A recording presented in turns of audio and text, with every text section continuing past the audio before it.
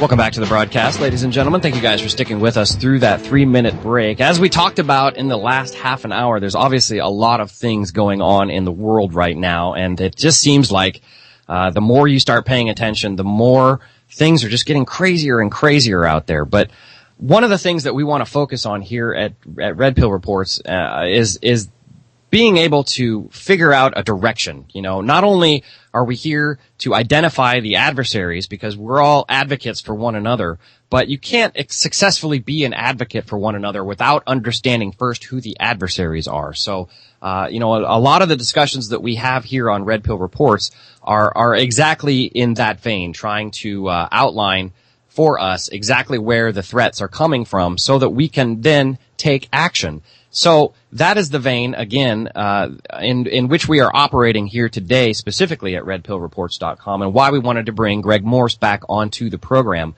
Greg has become one of my confidants, one of my best friends outside of this radio industry. He's probably one of the men out in the world that I trust more than anyone. I know for a fact that if I were to go into a battle with Greg Morse, and I'm talking about a physical battle on a field someplace, that I wouldn't have to pay attention to what he was doing, and I wouldn't have to be concerned about him having my back, because that's the kind of guy this man is. And I'll tell you, going into a battle like we're getting ready to face in this country, these are the kind of people you want to be surrounded by. So I am humbled by my friendship that has blossomed with Greg Morse, and I'm humbled by our ability here at Red Pill Reports to be able to bring this information to all of you guys out there, because this is important, and this affects every single person on the planet. Of course, we're talking about this mortgage crisis, and we're talking about Greg's research. We're going to have Scott Bennett join us at the 11 o'clock hour to kind of bring us through the other half of the research as we have realized now that the mortgage crisis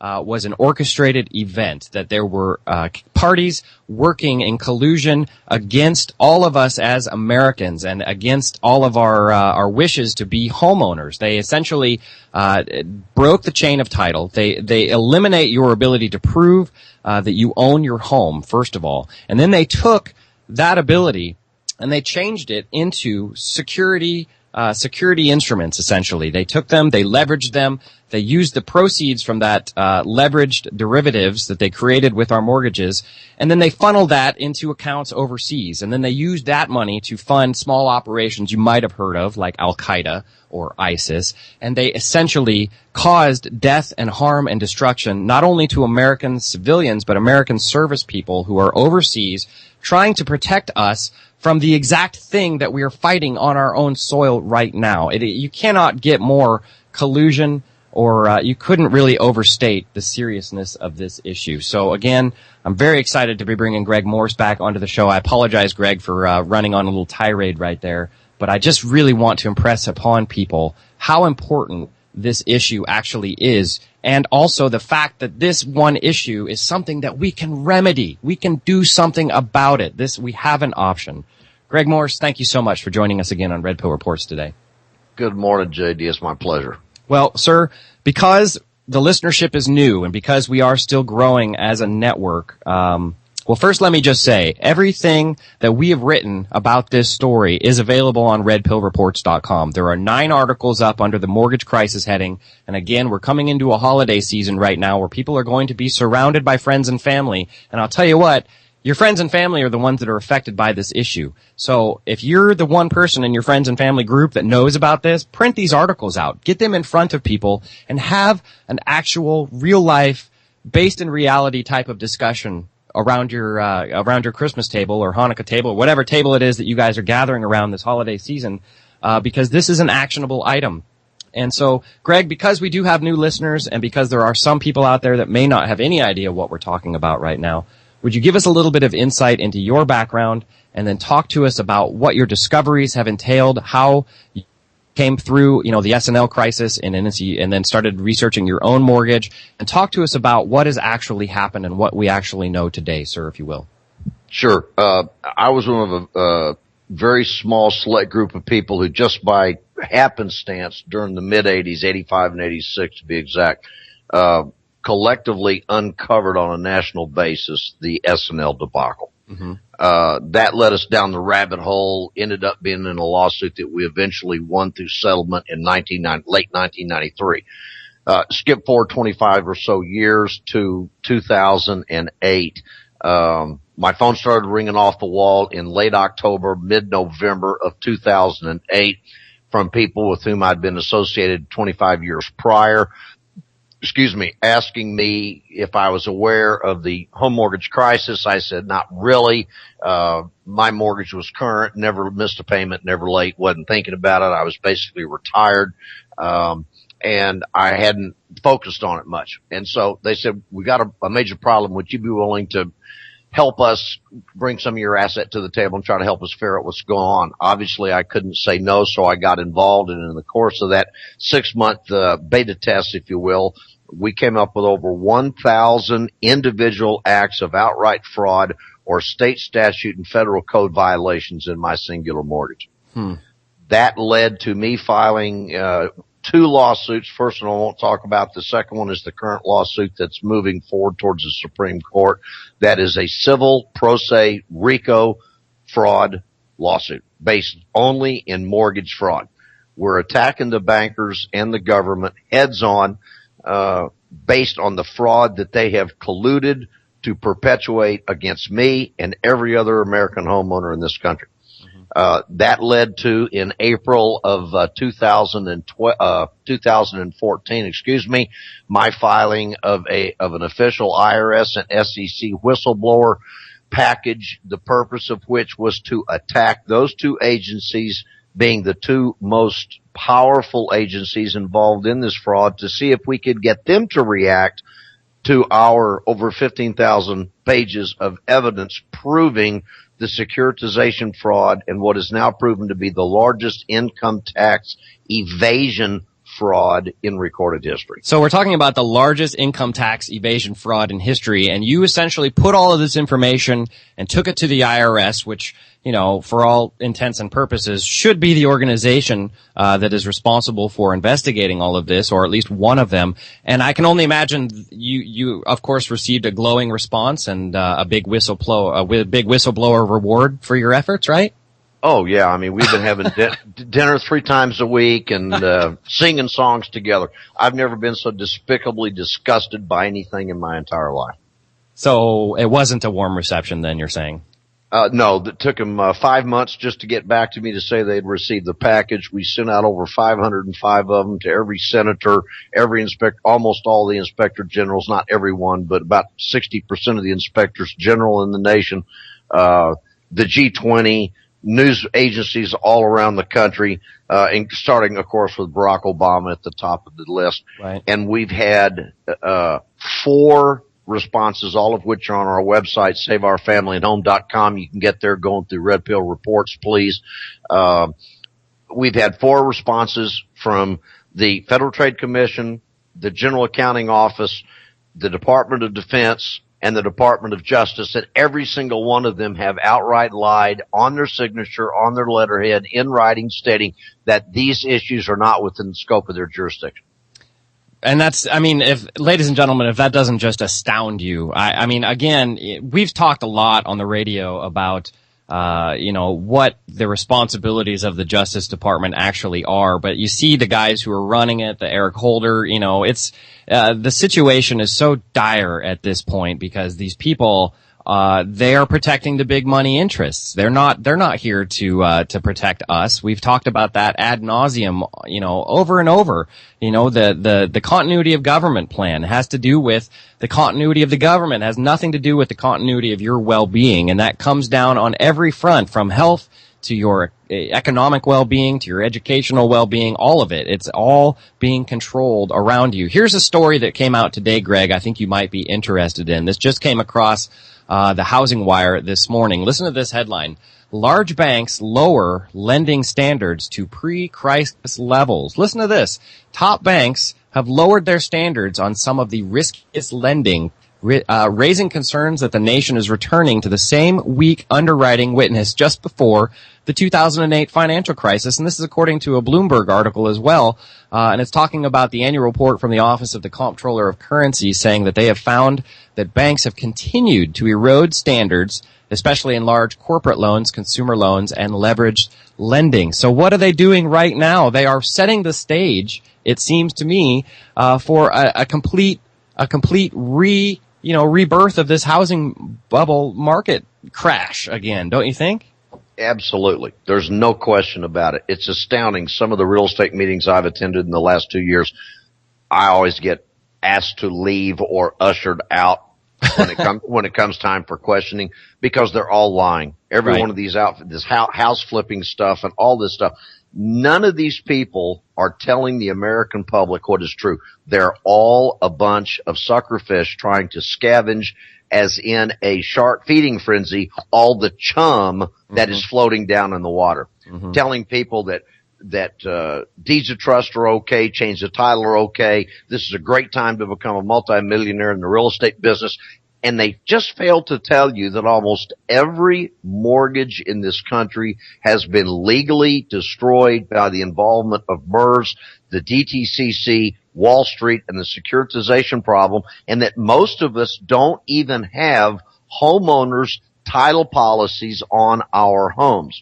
What we have paid for is mortgage lender title policies, which protect, as in the form of an insurance policy, the mortgage lenders who have given us the money, or theoretically loaned us the fake money, the fiat currency, to buy the home. Nobody's addressing the issue. Well, here, I beg to differ, my friend, because MERS, the organization that we're talking about right now, that issue is being addressed, and they just won another lawsuit in Rhode Island. Again, this is coming across the housing wire just this morning. MERS Corps earned another legal victory against a disgruntled mortgager who claimed that MERS didn't have the authority to assign a mortgage. The company announced Tuesday that the Supreme Court of Rhode Island agreed with its previous rulings on the MERS-related cases and dismissed a case in which a borrower challenged MERS rights to assign a mortgage. So again, we're working, you're working. I'm just a guy sitting here, but you guys, you and Scott, have put together an amazing lawsuit, and it's so funny to me that yours is just absolutely being shut down on every level. But the Supreme Courts around the country, boy, they have plenty of time to rule in favor of MERS, don't they? It's phenomenal. Pardon my laughing in the background. All you need to do is to go look at the federally issued by 21 major federal government agencies, the cease and desist order about 3 years ago against MERS, which they have totally ignored. It has been totally not enforced, in which these 21 agencies, including the Federal Housing Finance Agency, FHFA, which is the owner and the conservator on behalf of the federal government, Fannie Mae and Freddie Mac, both of which are bankrupt as a street urchin. They were given a cease and desist order, I believe it's about 78 pages long, in which they outlined all of the criminal and illegal behavior of MERS, in which they stated, MERS, you can't have any foreclosure rights. You have no interest in these mortgages by your own documentary admonition, of which we have all of it. Wow. And so the Supreme Courts are obviously in collusion with them. Let's call a spade a spade. I agree. I want to backtrack just for a second here, because again, we've got a lot of new listeners, and what we're really talking about right now is the breaking of the chain of title. And I wonder if there may be people out there, Greg, who don't even know what a chain of title is or why it is important. So perhaps we should address that point before we move forward. The chain of title is comprised of two documents. Depending upon the state in which you live, it's either called a mortgage or it's called a deed of trust. That is the actual transfer of ownership of the property, theoretically, from the previous owner to you, the current homeowner.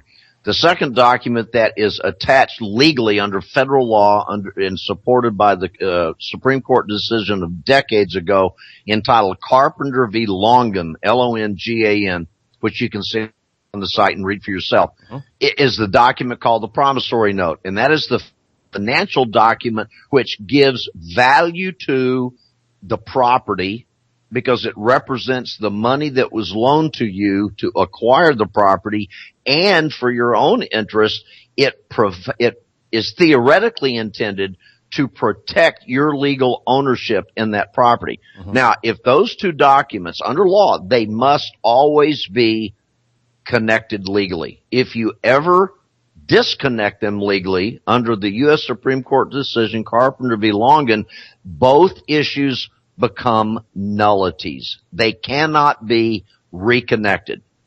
So, and it's also important to understand that the chain of title is exactly like what it sounds. It is a chain. It is an ownership chain that you can trace all the way back until that land was granted initially. A lot of the land in our country was granted to us by the King of England before the Revolutionary War, and that's where we get our sovereignty from. It has to deal with the fact that God gave us dominion and administrative duties over the land. So you have to be a landowner to be sovereign. It's a kind of what happens in a trust law situation, but you have to be able to trace that chain of title that should go all the way back to the initial land grant. Is that correct? That is absolutely correct. And when the chain of title is broken, it's like taking you're going down a highway and all of a sudden they take the rest of the road that's in front of you away and they mask it in fog and you drive off into the abyss. Mm-hmm. That's what happens because the entire process stops. And at that point, you own your house. Right. Okay. So in the event of a break in your chain of title, you're saying that they cannot be reconnected at any way. So once it's broken, it's broken. Is that the way I'm understanding this? Yeah.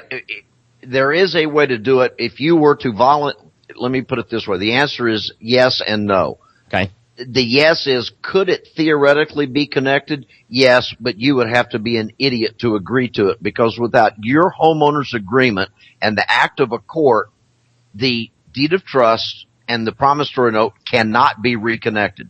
That means that if you find someone has defrauded you and stolen hundreds of thousands or millions of dollars from you, depending upon the value in the house, that if they came to you and said, oh, we're sorry, we defrauded you, would you please agree to voluntarily walk back into that debt, let us go to the court and get the federal or state judge, depending upon the jurisdiction, to reconnect the deed of trust, and you give us, with the promissory note, and you give us a get-out-of-jail-free card? Mm-hmm. If you were to agree to that, you're an idiot.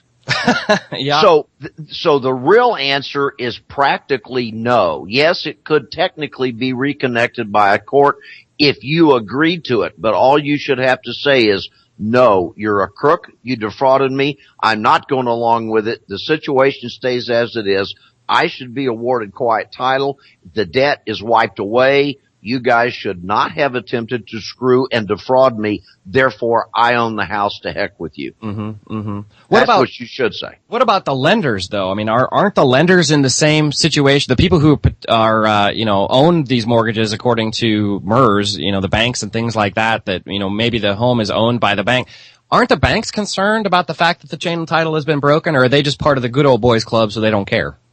They never put the money into it anyway. Well, that's, we talk about that quite a bit on the show too, is that, in my opinion, every single loan, that's gone down probably in the last 100 years could be nullified pretty simply by just pointing out the fact that the bank monetized your promissory note, and they essentially told you they had the money up front, but they didn't, which means they didn't disclose to you all the information in terms of that contract, which means you weren't granted the ability to consider all of the terms because you didn't know any of them, which means that contract is not valid. But we do know for a fact that the banks do monetize our promissory notes, but I'm still concerned because if the banks think that they own all of these things and are trading them in derivatives, I mean, to say that they're trading paper and vapor at this point would be an understatement, don't you think? Yes, it is. But remember, above and beyond all of the verbiage and the rhetoric, remember fraud vitiates the contract. So when they commit fraud, the deal's done. There's nothing else to talk about. It has nothing to do with whether or not they're voluntarily and intentionally committing suicide, whether they're a part of the fraud or not. If they're guilty of fraud, that vitiates, totally destroys the contract. Mm-hmm, mm-hmm. So it's not an issue of, well, we don't want to hurt the bank because it may hurt our economy. People, our economy is close to being dead as it is. Yeah, I mean, big time. Don't voluntarily walk into that morass and you're either part of the problem or you're part of the solution. And in this case, when fraud is as rampant in this industry as it is, JD, the contracts are null and void. We have to force the politicians and the courts by frontal assault. We have to get them to start following the law. Mm-hmm. Well, and here's another story that bounced across my desk this morning. This kind of relates here. A St. Louis area mortgage company executive is now admitted fraud. He's looking at 30 years in prison plus about $1 million fine. And the reason I'm bringing this particular story up, it's dealing with this guy, Mark Avalos, who is the controller for the Mortgage Store, Inc. He's been placed in federal custody and blah, blah, blah. He's not really a good dude, and obviously he's going to go to jail. But the reason I brought this up is because his home base was in Maryland Heights, and it was also here at the Lake of the Ozarks in Osage Beach. So you got to focus on the fact that this is not just some esoteric thing that's happening, on Wall Street or in some community that isn't around yours. This is in your neighborhood. This is affecting that house that's sitting across the street from you for sale right now. People really need to understand that this issue is so much bigger than anything that we have seen before. Don't you think, Greg? There's no question. Just Fannie Mae alone has destroyed over 70 million mortgages in this country. Nobody knows exactly what the true total number of mortgages existing today are, but it's estimated to be something in the 80 to 90 million range. Wow. So you tell me what percentage 70 million is of somewhere in the range of 80 to 90 million. Well, it sounds like about 90% right now in my mind. Yeah. Yeah, it's real close. And so therefore, most every mortgage in the country has been funneled through the MERS system. And MERS was a pre-engineered RICO construct as a theoretic. People have lied. They lie all the time. And they say that MERS was accepted by individual states to replace the sovereignty of the county registrar's office in the states. That's a lie. Go read the congressional finding documents and hearings conducted in all the states, and you will find that is not what happened. What MERS is an independent the stockholding owners of MERS are some of the biggest banks and the biggest players on Wall Street. That conversation we've had previously about who really owns the mortgages, DTCC and Seed and Company going all the way to the City of London. And what has happened is that they formed MERS to be a private electronic only, meaning it's non-traceable, meaning you, the homeowner, can't find out what the heck they're doing to you. The bells should be going off in your head saying, wait a minute, that's fraud. I'm a part of the contract. There's supposed to be no secrets between the parties in the contract. And if I'm a party to that contract and you're keeping secrets from me, which deleteriously hurt me, that's fraud. Yeah, you're right. Well, and if you're not having those thoughts, then something's wrong. Right. Well, and it's like institutionally putting the fox in charge of the hen house, really, That's exactly what it is. Just so frightening. So, okay, how exactly, for the people who aren't, or maybe just tuning in, how did we get from the broken chain of title with MERS into the development of vast amounts of derivative trading? How did that money actually, what were the mechanics that made that money pool available to these people? Good question. Not an easy answer. I will summarize and leave out a lot of the technical step-by-step specifics. Okay. When MERS took in these 70 million mortgages, they electronically, without anybody's knowledge, separated the deed of trust / mortgage from the promissory note.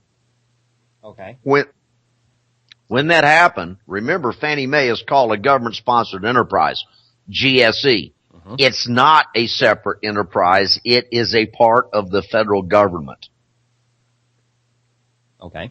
It is a part of the federal government. That means the federal government had ownership and direct control over those 70 million mortgages. Right. When they separated, they took the promissory notes and they funneled them into trusts, most of which were established under the laws of the state, the trust laws of the state of New York.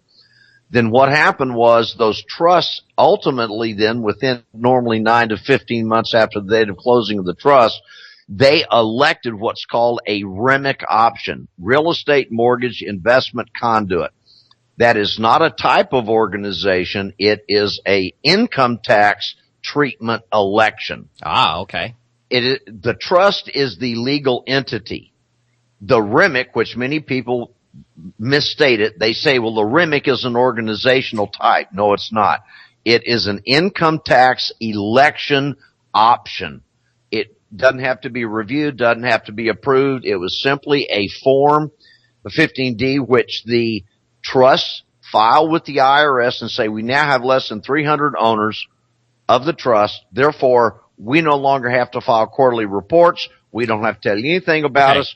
We don't have to pay tax. So they were able to take those 70 million and they broke them up into groups that were small enough that would essentially they could avoid paying taxes on them is essentially what happened. And there were so many of those groups now that the totalitarian, tax evasion that results from that is essentially the largest tax evasion in the history of, capitalism, right? That's right. And there are a lot of technical reasons why it is absolute, pure, abjurant, in-your-face tax evasion. We don't have time to get into it, but that's what it is. Well, and I'm really glad that you're here. I want to come back from the break. I want to talk a little bit about the RICO aspect, because a lot of people may not know that once these bankruptcy situations go down at the Fannie Mae's and the Freddie Mac's, that they don't have to disclose any of the information. They don't have to disclose any of the reasoning behind it or any of the property that they have. But RICO gets you around all that. So we really do have an action item here. We're going to come back. We'll have Scott Bennett on the show. Greg Morse is going to be sticking around. So keep it here for this 3-minute break. We'll be right back, and we'll get into some more of this heavy information. At Truth Frequency Radio, we bring you the very best personalities in the independent media, without the corporate influence and with limited commercial interruption. Over the past year, Truth Frequency Radio has become one of the fastest growing media outlets in the world, and we owe it all to you.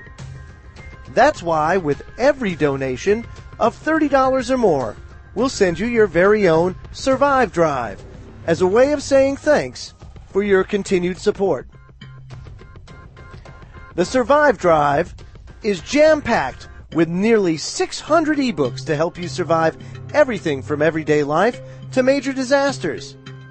Donate today and we'll continue to wage war against the powers that shouldn't be. Again, thanks for your support and for making Truth Frequency Radio your choice for news without the hate, hype, and fear. Hey, Big Mouth. Yeah, you. Listen, I want you to put the word out on the street.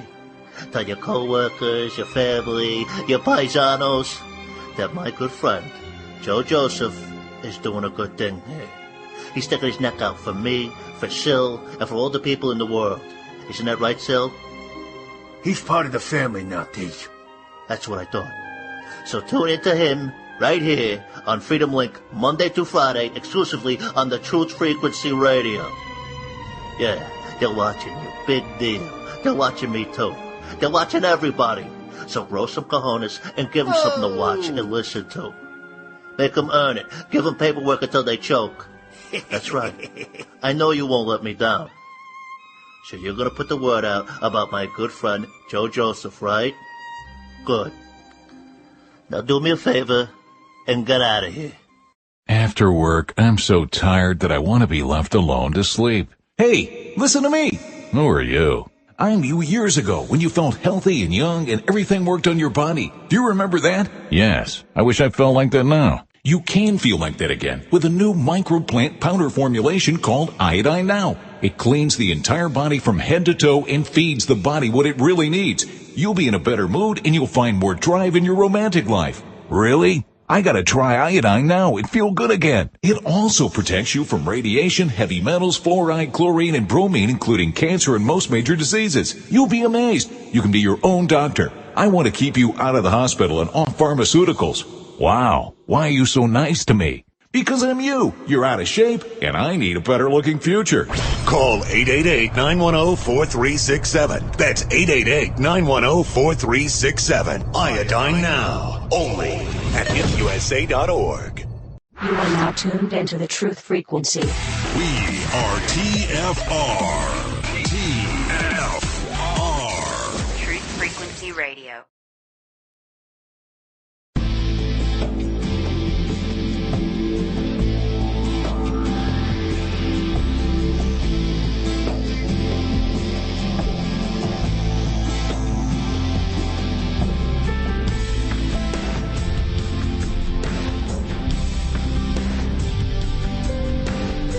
Welcome back to the broadcast, ladies and gentlemen. I hope you guys stuck with us through that 3-minute break. We are in the middle of a pretty heavy-duty conversation right now. We've obviously been chatting with Greg Morse for about the last half an hour, trying to bring into scope the totality of this mortgage crisis that's going on. And so, Greg has been working with a guy named Scott Bennett, who is a just absolute wonderful guy as well. I'm just now getting in touch with him, but Greg has told me so many wonderful things about Scott. Same kind of situation between Greg and Scott that Greg and I have these days in terms of being willing to go into a battlefield with this gentleman. But for those of you folks out there who don't know, Scott Bennett is a U.S. Army Special Operations Officer. He was part of the 11th Psychological Operations Battalion and is a Civil Affairs Psychological Operations Command as well. And he's also a global psychological warfare counterterrorism expert. Man, that is a heck of a title, Scott. He was also formerly a defense contractor with Booz Allen Hamilton, who, if I'm not mistaken, was also the company that employed Mr. Snowden as a contractor. Now, Scott received a direct commission as an officer, which those of you who don't know about law or military type things, that's not something that happens very typically. It's not very often that someone just decides to give you a commission as an officer because obviously Scott's background is very, very important for what he was attempting to do down at the Air Force Base in Tampa and working for very high-level international counterterrorism teams in Washington, D.C. and et cetera. So, Scott, thank you very much for joining Greg and myself on Red Pill Reports this morning. Eddie, thank you so much for having me on. I appreciate it. Well, it's an absolute pleasure. As I said, Greg has spoken so highly of you, and I know that this whole mortgage scandal situation, you guys both have two very unique sides of the same coin, so to speak. But I wonder if before we start, if you could fill in just a little bit of the holes of your background, how you got involved in, as a special operations officer. Obviously, you had top secret clearance and very specialized, compartmentalized clearance, very, very specific type of information that you were after. But how did you fall into this? And kind of bring us up to speed with your take on what's going on in this entire story, if you would, sir. Yeah. Well, thank you for being courageous enough to even touch this story. So many people refuse to, because it's such a hot potato, and as I've been told by many journalists, so many people are dead around you. Mm-hmm. And, that may faze journalists, but it doesn't faze me, and it doesn't faze Greg. As prior military men, we have a sacred oath that we take very seriously, which is to the Constitution. And I know you have a similar patriotic heart, as do your listeners. So we're all on the same team, but it takes a special operator, if you will, to even take this subject on. So I consider you one of the special forces in the media world that's willing to do that. Well, thank you for that. With regards to my background, I mean, Greg Morse is a godsend and a blessing because of his wealth of knowledge and his temperament and his character. He knows more about the mortgage crisis and the money derivatives and and he brings a scientific lens and an accountant's scrutiny and a methodical engineer attention to detail that very few men have. Yes. The only ones who do are pilots. And Greg was an F-4 pilot. My dad was a Marine Corps aviator pilot, so I recognized the character streak in him. And it's very noble, it's very bold, and he has been researching and attacking this for a few years now. He got in touch with me after the Kerry Cassidy show and said, your UBS financial terrorist report and all the material you've done dovetails with a lot of the material that I've done in the mortgage banking crisis, and I'm wondering if you are aware of some of these tie-ins. And I said, really, I'm not as schooled in that as I should be. I know the general outline, but mostly my focus has been in the spook world and the intelligence world and the military psychological warfare world. And my only introduction really to the banking industry was through Brad Birkenfeld, the UBS Swiss banker. Mm-hmm. And my background before the banking industry was looking at terrorist organizations, terrorist couriers, terrorist means of financing their operations, their battle plans, their jihads, their donors, everything, the countries, the royal families, the governments that were involved in that.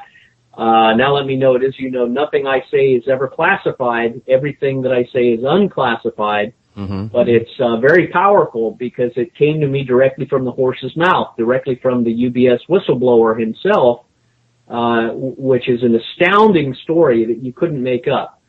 And, you know, I'm faithfully, you know, committed that this is sort of an act of providence that's bringing this all together. And our duty is to carry it forth to the American people and be honest and speak the truth. Mm-hmm. So what I discovered in a nutshell was that the UBS terrorist financing bank accounts that Brad Birkenfeld had disclosed to the United States government, some 24,000 of them, had never been shared with the military terrorist finance operations. None of our military forces that deal with this sort of mission. And I was appalled. I was disgusted, and I thought this is borderline treason. Mm-hmm. And I analyzed all of his documents, and I kept coming to the same conclusion. And I filed whistleblowing reports up the chain of command. I filed them up to the Congress, senators, to every Armed Services, Intelligence, Foreign Affairs Committee that you could imagine, up the military chain of command, the high-level colonels, Joint Chiefs of Staff, Secretary of the Army, the Inspector General of the Pentagon, wow. Glenn Halbrooks, Buck McKeon, the Armed Services Chairman, someone who was in the Army, someone you would expect to pick up something that is of significant intelligence value that can lead to the ceasing of killing soldiers. You would think Buck McKeon and John McCain would have jumped on it and said, "What have you got? Where did you get this? What's being done about it?" Not one single word was ever said to me.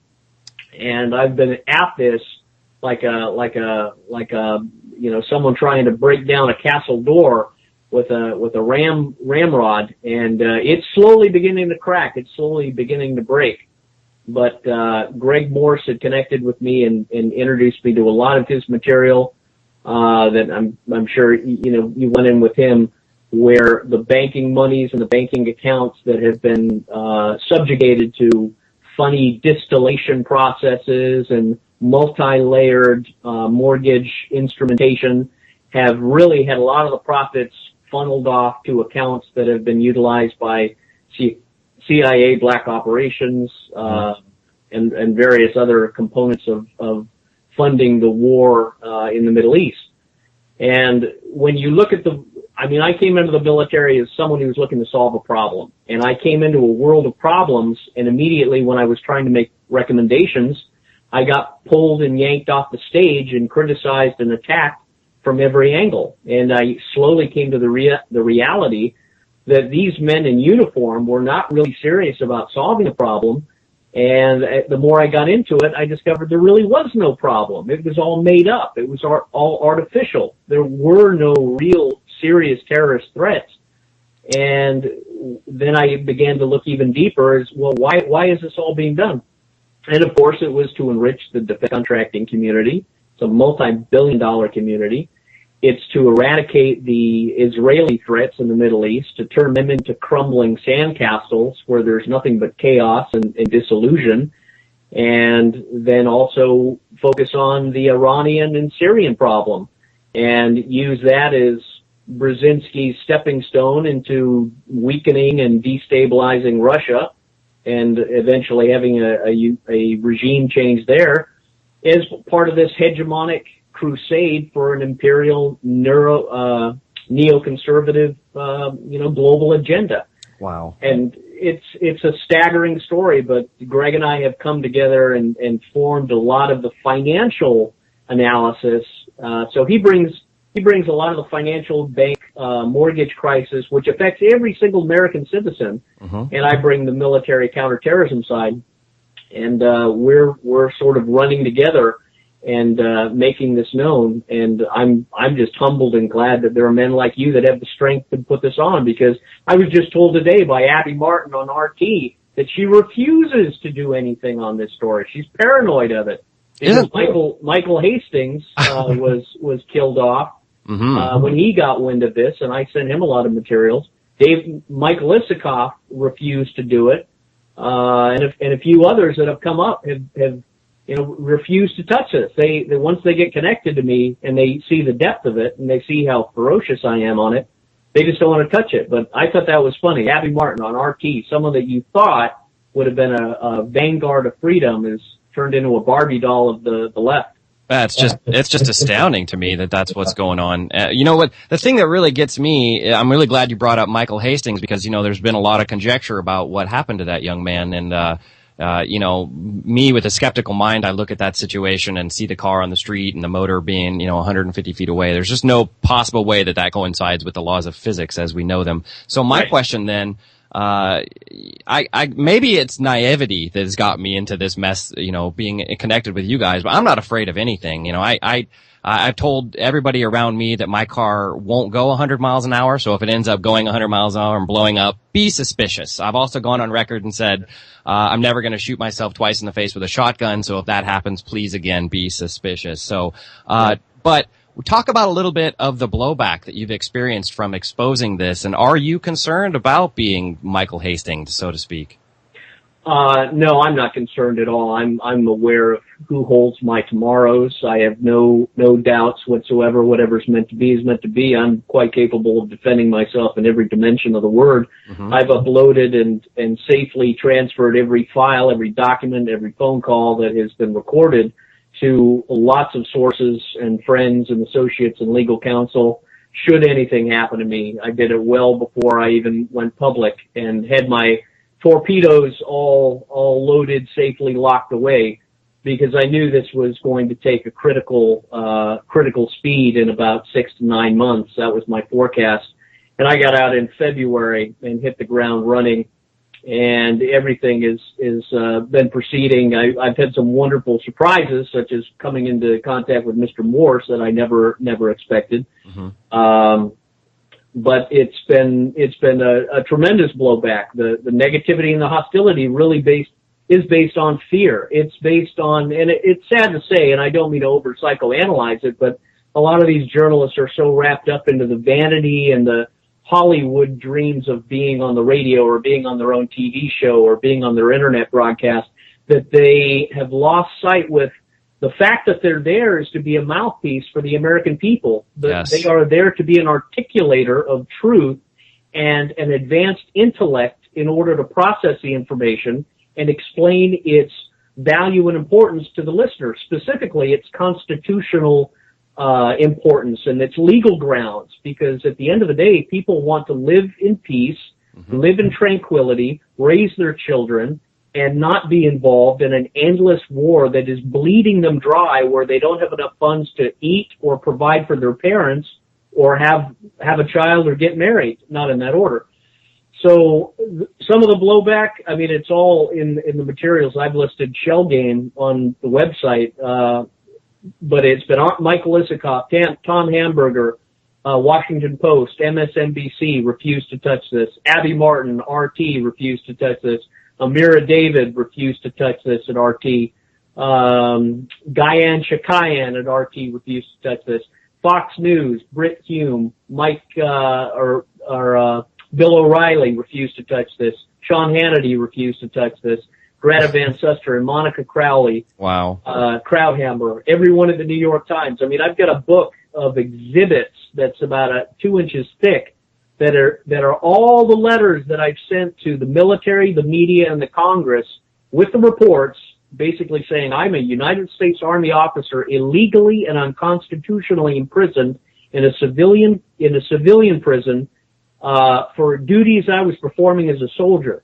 The same thing that they did to Susan Lindauer, if you're familiar, the CIA asset. Yep. Mm-hmm. They threw her in for 9 months. They did the same thing to me. And it's astounding that our country has fallen so low and degraded so far that they think they can get away and they think they can be quiet on this. I don't think they recognize history, and they certainly don't understand the character of the American people. The American people are a sleeping giant. Once they are arose and they get the sense of this and how this has caused their sons and their daughters and their neighbors and their nephews and their relatives to be killed or blinded or maimed in war, This has stolen a lot of their money that they otherwise would have had in their investment portfolios. This robs the heart of the American person. It robs their purse, and it robs their family blood. Mm-hmm. And it's sickening that you've got men in Washington that are so blind and happy to wage a young man's war, but they're not young men. They're not going to the fight. The young men between 18 and 35, we're the ones who are going and fighting and bleeding and losing, not the old men over 60 years of age. So I'm encouraged that, people like you who are of that youth and vigor and vitality will take this on and make it known. Well, we have to do something. I mean, it's like you just said, that the American people are a sleeping giant right now, but that's the challenge that we have here right now. It is impressing upon people the idea, that you've been affected. Regardless of what you think right now, you've been affected. Even if it's not your home, it's your family's home. And even, it's even bigger than that, because it's the value of the home, and it seems to be par for the course for what is going on in our country right now. Before you came on, I had talked to Greg about a couple of news articles that came across the Housing Wire today, one of which was the MERS Corporation being granted, being bestowed upon by the Supreme Court, the fact that they were made of puppies and rainbows and that they can do no wrong and things like that. So we see, I want to believe that, there might be some people in Washington that are turning a blind eye to this, but I can't believe that. I believe that this entire thing is an orchestrated event, and that, the blowback that we see affecting you, the blowback that we have heard affecting Greg, is a result of these people trying to circle the wagons and continue down the same course no matter what happens. No matter what happens, they don't care about us. They've got their fake money. They're able to leverage it, and happy days are here again if you're part of that team. I think the level of collusion that's going on is astounding to me, Scott. Yeah, well, I think you nailed it on the head, and you've got a lot of courage and sharpness to be able to see that it is a conspiracy. It is a calculated, conscious move.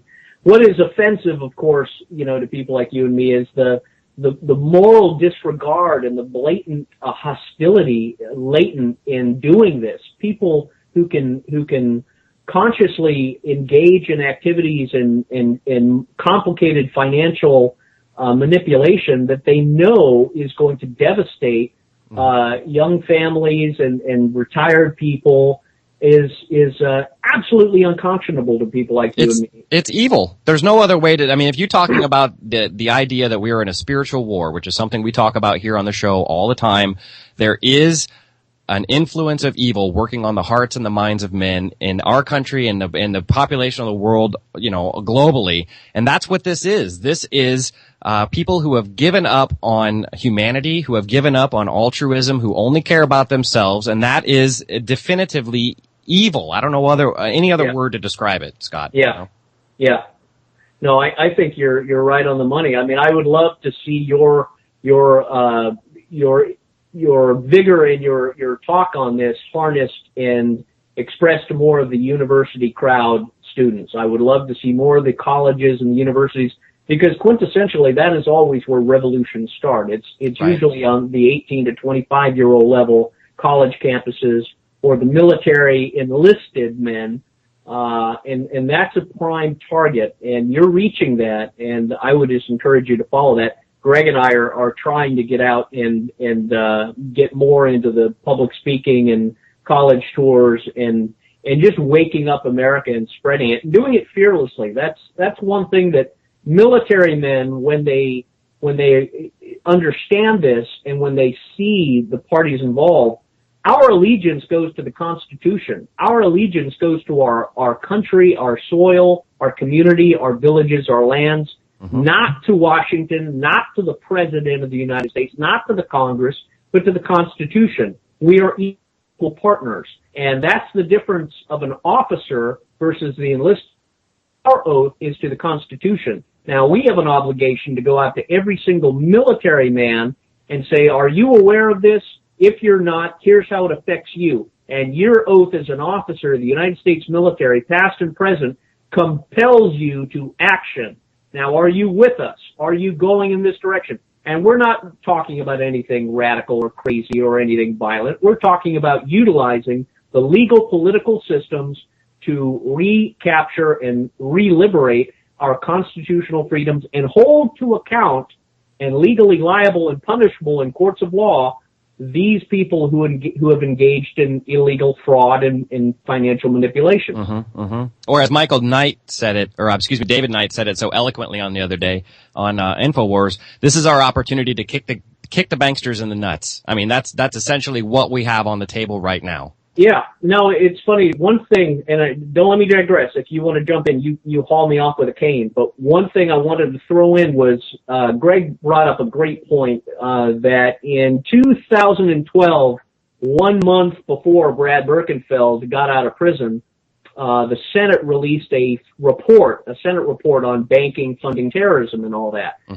But what they refused to publish was all of the UBS, the Union Bank of Switzerland, applications and connections and accounts and roles in international terrorism, which was the biggest bank in the world that funded terrorism because of its Swiss bank's operations. Okay. And that's what Brad Birkenfeld brought. Not one word, not one mention of UBS was in the Senate report on finance and funding terrorism. And that came out 1 month before Birkenfeld got out. I sent a report up to Levin, up to the military, and up to Congress September 25th, 2012. So August, September, 2 months later, I send a report up to Levin and all these guys saying, you've missed some critical junctures. Here's all the things that have just been brought to my attention. I'm a military officer. These accounts are funding terrorism. Here's how you solve it. Here's what needs to be done. Debrief me. And Brad Birkenfeld had sent the same letter to General James Mattis at Central Command. I sent mine to General Jeffrey Jacobs at USA CAPOC, which was U.S. Civil Affairs Psychological Operations Command at Fort Bragg, and a Lieutenant Colonel Bauckham Folk. No one responded. No one added. No one did an addendum. You would think if they're serious about stopping the funding of terrorism, they would have taken all of this Swiss bank information and utilized it. The fact that they didn't is blood on their hands. That shows that it was a conspiracy. You don't get a free pass. This was not negligence. This was a conscious act because I've been at them at a typewriter for 2 years. 2 years. And they have gone dead silent and never responded. Wow. Yeah, it's just so astounding to me. I'm really glad you brought up the idea of providence, though, because I want to come into this Brad Birkenfeld connection. And I'm obviously both of you guys ended up in prison at the same time together. And my thoughts on meeting you and meeting Greg and having the whole Red Pill Reports thing come together. Obviously, this is bigger than myself and you and there's a beneficial force that's working here for our favor, I think, keeping us safe, keeping us protected. And I wonder if you think, in your opinion, if the putting you in a prison cell with Brad Birkenfeld, which really, ostensibly, if you're on the other side of the coin, if you're a bankster, would be a bad move, getting you two guys together. Do you think that was an act of God, or do you think that perhaps there are people on the inside that might have said, I need to get these two guys together and I'm going to make that happen? Well, Kerry Cassidy had said the same thing. It could be the white hats were putting you together. You were known. You've been known in the community. You were known as a shaker-upper and a bull in a china shop. But and that may be true. However, God's in charge of them too. God is in charge of all human beings. And I say my prayers every day, and I've tried to explain it to my family and friends who are outraged that this ever happened to me. And I always come back to, what you meant for evil, God meant for good. Had I not gone to prison, I would never have met Brad Birkenfeld. Mm-hmm. Had I never met Brad Birkenfeld, I would never have discovered all these Union Bank of Switzerland terrorist accounts, which was my mission in the Army. I had been sent to find terrorist financing, terrorist finance bank accounts, and report it and stop it. I went to prison and found the biggest source of terrorist finance accounts, 24,000. And the whistleblower, over 6 months, I debriefed him. And it was absolutely mesmerizing. The other men who were with us, we had a 30-year Army major, we had an intel analyst, we had an ex-Air Force Special Forces guy, We had lawyers. We had brilliant men at this federal prison camp. It was white collar, and some of these men that were with us or analyzing it could all witness to this as well. And we kept coming to the reality God has orchestrated this. So how do we do it and move forward? It's not for selfish purposes. It's not for vanity. It's not for revenge. It's nothing like that. It's to he who much is given, much will be expected. Yes. And when I discovered this, I thought, this is why I'm here. This is why this crazy charge that they've tried to put against me is so laughable. It's going to be thrown out of court. If it goes to that part of the Supreme Court, it will be thrown out, because you can't allow a military officer to be charged with wearing his uniform by a civilian justice department or a paperwork error when the military orchestrate this. So it was laughable. So when I went in there, I thought, you couldn't describe a better special operation. Had I been paid by the Army to go in here and discover this material, I would be a colonel by now. Right. All right. Well, we've got to take a quick 3-minute break. Again, we're discussing the mortgage crisis and all the related ancillary funding of terrorism activity that has resulted from it. We are, of course, joined by Scott Bennett and Greg Morse. We've got a 3-minute break. We'll come right back, and we'll dive right back into this. So keep it here. We're going to get into the action item here pretty soon, because we do have remedy for this, ladies and gentlemen. There's something that we can do right now and solve this problem. So keep it right here, guys.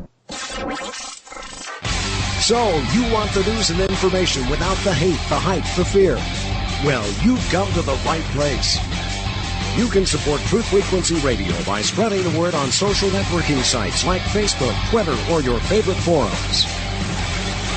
Want to take Truth Frequency Radio on the road? Listen on your iPhone, Android, BlackBerry, or other mobile devices. Want more than just the free stuff? Sign up for a VIP membership for as little as $4 a month and get super high-quality downloads, member-only content, and instant access to your favorite shows without the wait. It's only through your loving support that we're able to cover the cost and continue broadcasting. So now, stay tuned for more Free Speech Radio right here on the Truth Frequency Radio Network. KTFRN. Worldwide. American gardeners and fellow patriots, make the right choice with your money, time, and your family food supply. Choose 100% pure heirloom seeds in the Survival Seed Vault from MyPatriotSupply.com. Why spend more? The Survival Seed Vault from MyPatriotSupply.com is only $37.95 and includes 20 varieties of pure, hardy, easy-to-grow heirloom seeds. Yes, only $37.95. That's 70% less than our competitors. You could buy 3 Survival Seed Vaults for less than one of theirs. The Survival Seed Vault from MyPatriotSupply.com includes detailed planting and seed-saving instructions and ships same day. Plus, all orders over $49 ship free. MyPatriotSupply.com is American-owned by patriots like you, passionate about freedom and preparedness. Call now, 866-229-0927. That's 866-229-0927. Or discover more emergency preparedness items when you order at MyPatriotSupply.com. Choose the original. Choose the Survival Seed Vault at MyPatriotSupply.com. Since our founding in 2005, we at YouTube have continually strived to bring you the best possible video experience on the internet. But now, we're updating YouTube to make it even better and give our users more of what they want. Ever since our Google Plus integration, we've seen a 30% reduction in racist and bigoted comments. People are even starting to notice the complete lack of bigoted comments, and frankly, they miss them. To make up for this deficit, we have added auto-commenting bots to YouTube Plus that can be set to either type racist or hateful comments. Similar to the auto-comment bot, we've created the auto-spam bot, which allows terrible YouTubers to beg people to watch their horrible excuses for videos they put out. These comments can go out to every video they've ever interacted with. Hey guys! So we're really wanting to be filmmakers on YouTube, and we'd totes appreciate it if you come watch our videos and comment, like, and subscribe. That'd be totes amazeballs. Yeah, we really like subscribers. YouTube Plus. We own you! Evil contains within it the seed of its own destruction. Truth Warrior with David Whitehead. Mondays on Truth Frequency Radio.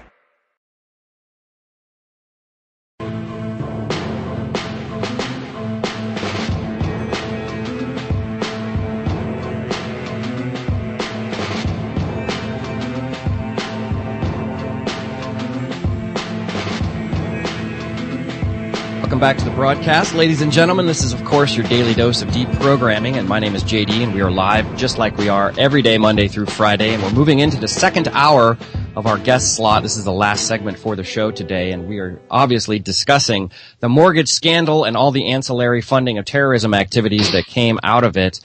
We've been joined today by the one and only Greg Morse and the other one and only Scott Bennett. These are the two guys who have done more work in this particular investigation than anyone else on the planet, and probably have suffered more as a result of their investigation than anyone else also, which is saying a lot given the fact that 90% of the people that we are talking to right now are affected by this situation, because it is your mortgages, ladies and gentlemen, that we are speaking about being taken and being turned into financial instruments that were used against us. And, Scott, before the break, one of the things that you had talked about, and I want to bring Greg back into the discussion here too, because I think service people are the people that really need to be affected by this the most, or need to be really brought into the scope of awareness on this. Because if you're an infantry person and you're out, doing rounds against ISIS or whatever it is that you're out doing right now, it's important to understand that there's a direct money chain that took place, as they took money out of our country and they funded these organizations with weapons and training and things like that are currently shooting back at our infantrymen right now. I mean, there's a direct correlation there. You guys are being attacked by bullets that were paid for because of this agenda that we're talking about right now. And so I want to go back to Greg for just a second, if I can. And Greg, I want you to talk about the importance of a warrior mentality going into this battle that we're fighting. I had talked to Scott just a second ago about, bravery and about the fact that we're up against this battle. And I don't really liken it to bravery. Maybe it is. But my experience with these people, and by people, I mean the powers that shouldn't be, the people that are, your cash confiscatory agencies, these idiots that represent the government as agents under color of law. My experience with them is that if you put a knife in your teeth and you run right at them, that they will scatter. Is that your experience as well, Greg? Yeah, I think they're punks. I think these people have been covered and protected by the political system and the banksters that buy and own them for so long that they have become totally and completely dissociated with the American people. Yeah, it seems like they created that culture specifically to segregate themselves from the rest of us. You know what I mean? Yeah, I agree. Let me say one thing if I can. I think it's important that we get this out. We talk a lot about the mortgage crisis and terrorist funding as being the heart of the problem. In large measure, I obviously profess and believe that. But let me tell you, it's a bigger issue, quite frankly. You're either a part of the problem or you're a part of the solution. Here's the way that plays out. The American people did not directly cause this problem. They weren't the ones doing the securitization, the illegal transfers and purchase of weapons and all that. But here's where the American people, in my opinion, truly become culpable, and this question you raise of warriorship comes into play. If you're unaware of a problem, nobody can hold you culpable for not doing anything about it because you're not aware of the problem. Correct. But once you are made aware evidentially of the problem and you choose then to do nothing about it, in my book, as an ex-military officer, you are now a co-conspirator after the fact in the perpetuation of the problem. I agree with that. And that's the thing about issues like this, is this will clarify for people. And I think this is the stem of why this issue is so scary, is because you're being presented with a choice. You can either choose to continue to live in a lie, right, which is obviously a losing battle, and also makes you a coward, and having to self-realize that you're in fact a coward is not a situation where a lot of people want to be. And I hate to say that, but you're being presented with a situation in which you have to make a choice. You have to either decide, I'm going to live in truth and I'm going to fight for the truth, or I am going to just fade back into the woodwork and be nice and complacent and enjoy my TV dinner and, oh, look, everybody, there's a puppy on TV right now. And that's the problem. And I completely agree with you, Greg, that it's the apathy and complacency of the American people that we are up against right now. So the question then becomes, what are we going to do about it? How do we get these people to get off of their butts and get motivated. I mean, you guys have given them a beautiful option. You don't have to leave your living room. You can go to redpillreports.com, or you can go to saveourfamilyandhome.com, and you can get involved with this petition. This petition that Greg and Scott have put together has got more teeth in a document I've ever seen in my life. I mean, you read that thing and you about want to fall out of your chair because it literally is frightening. I mean, you think this document itself is going to come through your computer and strangle you to death for not being involved. But that's what we need right now. We need to, again, you need to put the biggest knife that you can possibly put in your teeth, and you need to run right at these people. And right now, that knife looks like the petition that you can find at redpillreports.com and at saveourfamilyandhome.com, and we can get involved. That's it. That's the only answer that I can come up with, Greg. It's the only real choice we have. Let me use my Dresden example. You know, the city of Dresden in Germany prior to World War II was considered uniformly to be one of the most beautiful, naturally developed, architecturally perfect cities on the planet. Go to any one of the video sources available all over YouTube and look at what Dresden was at the end of the war. It made the results of the Watts riots look like a day trip to Disneyland, to use your example. Now, what's the application of that analogy? It's real simple. The people in this country have never walked out into their front yard, heard a noise, looked up and seen a Russian Bear bomber dropping a bomb on their house. Mm-hmm. We've never been attacked on our land. That means people in this country are absolutely suspect to not knowing what it is to have to stand up for and fight for your rights as a warrior. Why? Because they've never been in a war. Mm-hmm. The people who steal the money have huge budgets that the American people have to pay for in Washington for them to have all their little handlers and their staff. They make the decisions and send other people to go die. Yes. Man. And that's the truth. That's what happens. Now, the American people, I don't want to be a shock jock here, gentlemen, but I'm pretty well at the point where I don't care anymore. Political correctness and myself don't get along very well, as you know. Right. That's kind of like putting a size 12 foot in a size 10 shoe. I'm sick of it. Americans have got to realize that the euphoric days of everybody's wealthy, everybody's got all the toys, and I can tell you, I've had them all, boats, planes, trains, cars, the whole deal, and I didn't care when I had them, and I don't care now that I don't have them.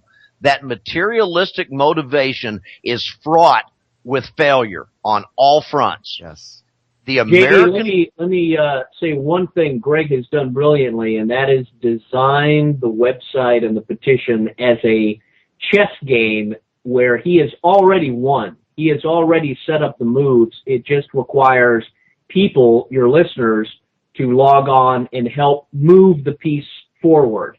And that piece is a petition that's a legal instrument that then begins to trickle like a pebble down a snow avalanche. Yes. And it will inevitably come crashing down the more momentum that builds up with it. Mm-hmm. What people need to do, as you wisely observed, they need to build teams, teamwork, team organizations, just one other person to join one listener, and then you got a team in their local communities. The best places to start are their places of worship, their bowling leagues, their fraternal organizations, their military veterans groups, their women's clubs, whatever it requires.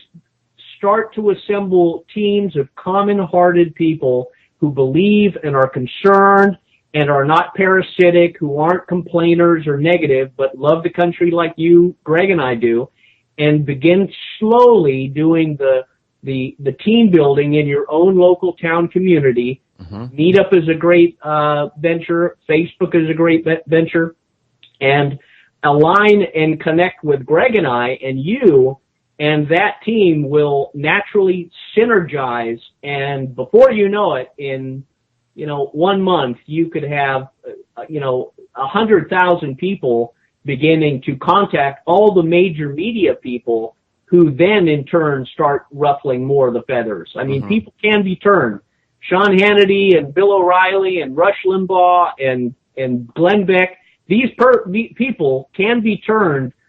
We just need to provide the momentum. Mm-hmm. Well, and I'm really glad you brought that up, because one of the things that we talk about here on Red Pill all the time is the importance of changing your heart, internalizing information and deciding on a conscious level that your heart is where everything starts. Because once you've changed your heart, you can change your family. And once you change your family, you can move on to your community. And wouldn't it be wonderful if we had the ability to connect all of these newly refocused communities in our country? Because boom, there's our country back, ladies and gentlemen. And that's what we're trying to accomplish right here, is the change in the heart. That's the first step in what we're doing right now. So that's why Scott is here. That's why Greg is here. We are effectively, essentially on our knees right now, begging you guys to get involved, because this is the answer. This is the one thing that we can all do collectively today, right now. And one of the things I talked to Greg about, we've been trying to figure this out for weeks now, Scott, trying to figure out how to incentivize the process with the petition and things like that. But one of the things I had to present back to Greg, and this isn't to poo-poo the petition idea at all, it's that petition idea and getting this into the hearts and minds of people will open up other avenues. It will open up other options for remedy that we may not even have thought of yet. We might right now be speaking to a Chinese businessman who has got $1 billion worth of mortgages here in the country, and he may not have any idea that he doesn't know it. And I'll tell you what, we get somebody like that on board who wants to lobby Washington, who actually has a major dog in this race, and all of a sudden we've got major people on our side. And I think that's, I want to leave that possibility open, so to speak, that again, all of this is happening under the divine providence of our Creator, trying to get us back into balance. And we are so wildly out of balance right now that I think we can expect some pretty significant helping hands from the Almighty, or whatever you want to call it. And I think that we need to be open to that possibility also. So I just want to make sure that people are aware that, the petition is fantastic, and it is absolutely step one in getting this issue out there. We've got a holiday season coming up. We can get that petition in front of 100,000 people close to us and get some resolution. But I want to also, just put it into the hearts and minds of people that there is a force that is working alongside of us that's bigger than all of us, that wants us all to be okay and safe. And I think that we need to, allow our hearts to be open to the idea that there may be other solutions to this problem out there, and that this is the only way that we're going to get to any of them, is by talking amongst one another and getting this information out, becoming a forum for the sharing of information. And that's what we're trying to do here. And I just cannot commend you guys enough for what you guys have done. JD, I would challenge the listener and all of us to challenge God and say, open up the windows of heaven and see if I will not pour out a blessing upon you you cannot contain. Yes. Let us take a little leap of faith forward and commit to doing something, writing an email, making a phone call, opening the conversation, passing along the web links to others. And let's see how God opens up the windows and blesses those people for their little tithes, their little offerings of help and support. Mm-hmm. You're exactly right. And I know this is a blessed movement and moving in just to be obedient to truth and right. And it will be blessed. And everyone who is connected to it will be blessed and will be protected and will be advanced. And new horizons of wisdom and blessing will open up in their life. And you're exactly right. There's an international dimension to this. Mm-hmm. There are Europeans and Russians and Chinese and other believers who are friends that are not hostile to us as American citizens. Mm-hmm. They're not hostile to the United States. And they are part of getting our nation in balance to the point where, they play a key component. So let us really be wise and open to all voices. Yes. We're all on this planet, and it's not just about the United States. It's about the rest of our believing community. Mm-hmm. I think that's yes, sir. Hey, Greg. Let me make a statement, if I might. Of course. I think you guys are right on. Let me draw one summary conclusion for the listener. What we're doing has jurisdictional teeth, which means we have the high ground. Yes. It means this is a peaceful movement. It means that we have the law behind us. Yes. The law is on our side. That's the difference between what we're attempting to get the listener to support us in doing and a typical street rally where people come out and scream and holler about something. Right. The people that they're screaming and hollering about, all they have to do is stay inside their building until the people out in the streets get tired and go home, and then they go back to doing situation as usual, because the people who are screaming in the streets don't have any ability to force the people they're screaming at to do anything. We do. That's important. Secondly, you hear a lot, and it's very disturbing to me. I just said that most people in this country have never been in a fight. That's not a criticism. It's a statement of fact. Right. Now, what does that mean? It means that you hear scarily, more often than not, you hear this little subtle rumbling of people talking about buying guns and ammo and prepping and getting ready to fight and all. You have, unless you've been in the stuff, you have no idea the type of catastrophe that you're setting yourself up for if you think the way to solve this problem is to have some sort of a violent, ungodly, non-moral high ground fight. That is not the way this is going to be won. Right. You do not know the force and the power of trained killers. Well, you do not understand it. So I would suggest to everybody that they recognize that this is not an Amway pep session. Yes. That's not what this is. This is an absolute jurisdictionally implementable, legally supported, ethical, peaceful way of forcing the people who have nefarious motivations, that being the 535 in Congress to varying degrees, and all of the organizations that they work for and protect, that being the banksters predominantly and the military-industrial complex, Monsanto and the rest of them. This is the way to tip over the first domino where the American people can become warriors without having to shed a drop of blood. Yeah. It's reversing the coup d'etat which occurred under the neoconservative regime in 2001. They did it slowly, and it needs to be reversed, not slowly, but in the same methodical tidal rollback, which is legal, constitutional, incremental, grassroots, with burning both ends of the candle on your grassroots level on one end and the federal Washington D.C. end on the other, and actually, the third part would be internationally. Right. Well, and I want to point out also that despite the fact that, Scott, you've got, top secret security clearance and compartmentalized data, none of the documents that you guys are bringing to the Congress or are hoping to bring to Congress were obtained illegally. Everything that you guys have was above the board and is absolutely 100% submittable according to what I've gotten from Greg. Is that correct, Scott? That is absolutely correct. Okay, so that to me is the big salient thing here, and I want to get back onto what Greg just said, ladies and gentlemen, is that this cannot be stopped. And again, we're going back to the RICO idea that the RICO lawsuit, we are talking about making connections everywhere, despite the fact that these guys have got protections from bankruptcy courts. None of that is going to matter. But Greg, talk for a second about the unstoppable nature of this. Where are we at right now in the courts, and why is it that we are going to be able to proceed, regardless of their ability to stop us? The bottom line is that we cannot force the Supreme Court to do that which they decide to do or not to do. But here's what we can do. They cannot stop our civil RICO pro se lawsuit from getting to the point where I am able to petition the Supreme Court to hear this case. I've been at this for 3.5 years in this case, and we have yet to be awarded our first hearing. And that's pretty unusual, isn't it?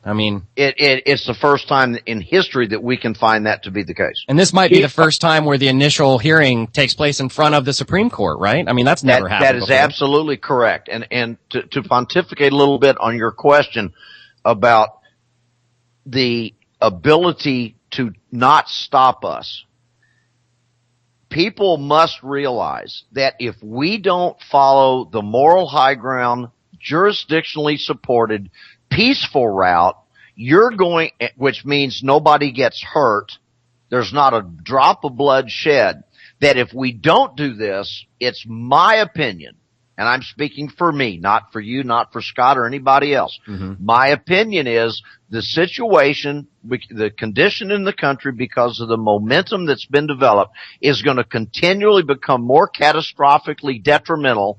And what's going to happen is people who otherwise don't participate and support what we're trying to do, they're going to wake up one day and they're going to have no choice but to spill blood. And it may very well be their own.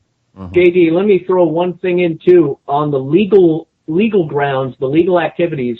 Another legal instrument that is going to be used is my criminal case appeal.